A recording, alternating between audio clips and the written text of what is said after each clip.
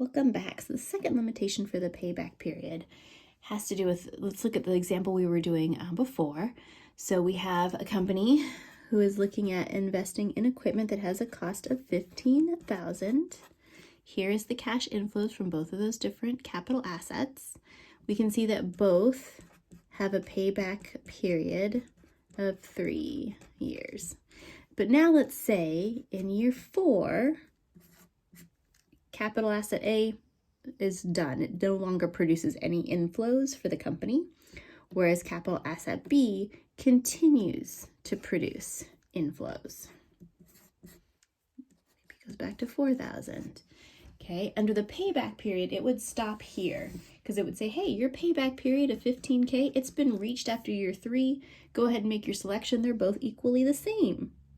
But we know that's not true because capital asset B continues to produce cash inflow. That should really be considered, but it is not captured with the payback period method.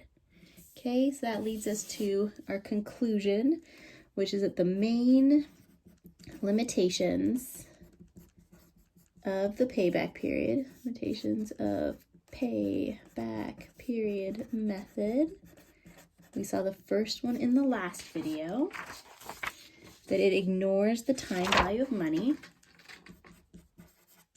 Ignores time value of money.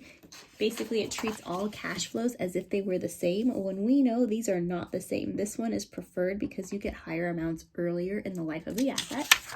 The second main limitation was that it ignores cash flow after payback period has been reached.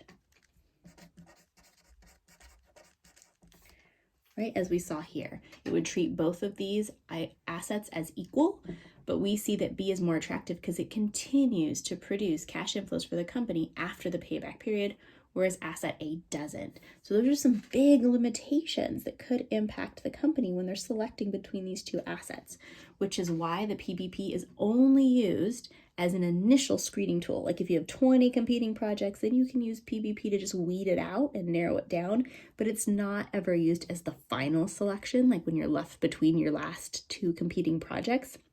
You're gonna wanna use a more sophisticated method. So probably one that considers time value of money, so either NPV or IRR. And we'll talk about those in later videos throughout the week. All right, have a good day.